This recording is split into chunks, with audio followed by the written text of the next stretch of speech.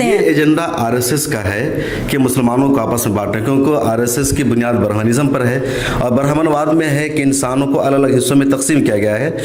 और आरएसएस की या ब्राह्मणवाद की एक साजिश रही कि अपने गुनाहों पर पर्दा डालने के लिए लोग मुसलमानों पर इल्ज़ाम लगाते हैं कि मुसलमानों में कास्ट सिस्टम पाया जाता है।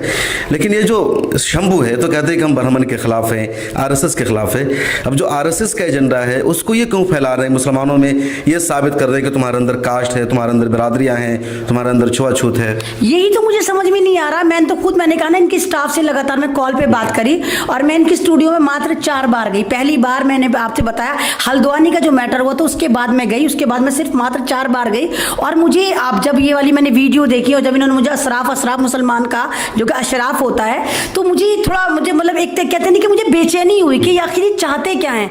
और जिस तरह उन्होंने मिल्लत टाइम को मुल्ला टाइम का, तो ये तो गाली होगी ना। आप एक कम्युनिटी को मुल्ला बता के आप गाली दे रहे, फिर आपको कटवा भी बोला, कटवों का चैनल है, तो इस तरह मत करिए। या तो आप कहिए कि आप बाकी किसी एजेंडे पे काम कर रहे हैं। एक तरफ तो आप कहते हैं कि मुसलमान और दलित एक समान है, इन्होंने वहां पर भी टारगेट करा। मुझे तो लगता है कि ये दूसरों को कहते हैं कि व्हाट्सएप ज्ञानी है, मुझे तो व्हाट्सएप ज्ञानी यही लगता है। ये किसी एक इंसिडेंट को पकड़ के पूरी मुस्लिम कम्युनिटी को कटहरे में खड़ा कर देते हैं। आपको याद होगा भी एक 36 टुकड़ों वाला मामला आया था, श्रद्धा आफ्ताब वाला, और बाद में वो जो आफ्ताब था वो पारसी निकला था, लेकिन इनका ज्ञान वहीं तक था जहां तक इन्होंने वीडियो देखी थी, उसके बाद इन्होंने कुछ नहीं देखा। और दूसरी बात, श्रद्धा आफ्ताब पर मैंने बैक टू बैक बहुत सारे इंटरव्यूज दिए थे और ये कहा था अगर आफ्ताब दोषी है तो उसको ऑन द स्पॉट फांसी दो। अभी कोई केस और निकल कर लेकर आ गए, कोई एक इंसिडेंट हुआ होगा कहीं हैदराबाद में कि कहते हैं कि किसी अशराफ मुसलमान ने एक दलित लड़की को खुदकुशी करवा दी जो डॉक्टर थी। आप एक बार बताइए, क्या उसका सुसाइड नोट मिला कि वो करवाया? और 140 करोड़ की आबादी में अगर कोई भी इंसिडेंट, कोई भी हादसा होता है तो आप पूरे भारत को, पूरी कम्युनिटी को टारगेट नहीं कर सकते। तो इनकी इन्हीं हरकतों से लगता है कहीं ना कहीं किसी एजेंडे पे काम कर रहे हैं। कर लेते कि वो दलित है, इन्होंने रिसर्च कर लिया कि श्रद्धा दलित थी, वो हैदराबाद की लेडी दलित है। अरे आप तो कह रहे हैं, इससे बड़ी बात देखिए ना, ये मोनू भैया कर रहे हैं। ये मोनू भैया कह रहे हैं उसको, और इन्होंने मतलब मोनू की कास्ट किसी को नहीं पता, हमें तक नहीं पता। हम लगातार, आप ये देखिए, हम भरतपुर पे रिसर्च कर रहे हैं, भरतपुर जा रहे हैं, भरतपुर पे इंटरव्यू दे रहे हैं, हमें नहीं पता कि मोनू जो था यादव था। शंभू भैया ने बता दिया कि वो यादव था और उसको कह रहे हैं कि मोनू भैया निर्दोष है। क्या है, मोनू मनीषा पर बहुत बड़ा आरोप है, सभी का आरोप है कि वो उसमें शामिल है। जुनैद और नासिर की हत्या में उसकी गाड़ी यूज हुई है, उस गाड़ी को इस्तेमाल करता था, उसका भाई आरोप लगा रहा है, वो भागा हुआ है, तब क्यों बचा रहा है? नहीं, मैं आपसे ये तो कह रही, हम खुद भरतपुर गए, हमने कहा आप ये देखिए कि जुनैद और नासिर इतने गरीब हैं कि उनके जो मकान है छोटे छोटे 2 कमरे, इनका प्लास्टर भी नहीं हुआ हुआ।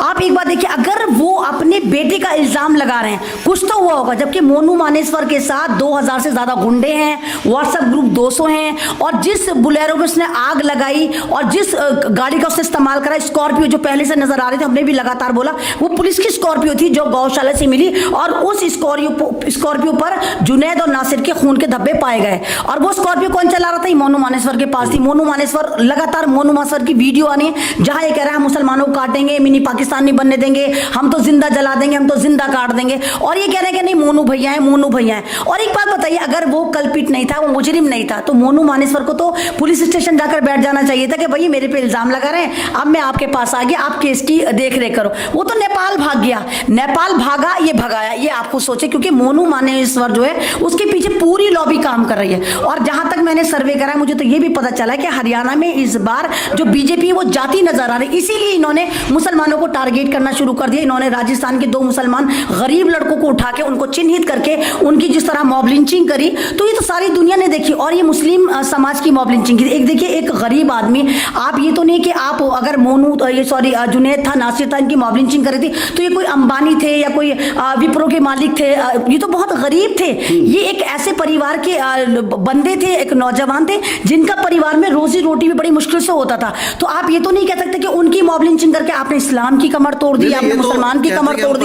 मुसलमानों के साथ है, मुसलमानों को बांट रहे हैं, और जुनैद और नासिर तो उनकी तकसीम के बकौल बेचारे पसमादा है, गरीब हैं, तो एक तरफ कह रहे हैं कि हम उनके साथ है, दूसरी तरफ उनके जो हथियारे हैं उसको बचा रहे हैं। नहीं तो इसलिए बचा रहे हैं ना कि वो उनको यादव बता रहे हैं। आप एक बात बताइए कि पुलिस की मंशा के बगैर मोनू मानेसर कैसे नेपाल भाग जाता है? और मुजरिम ही तो होगा। मोनू मानेसर के जो ताल्लुकात वाले उसके जो वकील हैं उन्होंने खुद बैठकर 100 गांव की पंचायत में ये कहा कि हम नहीं चाहते, जैसे भारत में चलता आ रहा है कि किसी भी बेगुनाह को पकड़ा जाता है और 15 साल उसको सजा होती है, यूएपीए लगता है, बाद में बाइज्जत बरी कर दिया जाता है। यानी मुस्लिम समाज के साथ ऐसा करा जाता है, दूसरे समाज के साथ तो नहीं। तो उन्होंने कहा कि हम नहीं चाहते कि मोनू मानेसर के साथ ऐसा हो। और खुल्लम खुल्ला कहने का अगर मोनू मानेसर को या और तमाम मुजरिमों को पुलिस पकड़ने आती है तो अपने पैरों पर नहीं जाएगी। ये तो खुद मान रहे हैं ना कि मोनू मानेसर दोषी है, लेकिन शंभू कुमार क्यों नहीं मान रहे, ये मुझे समझ में नहीं आ रहा।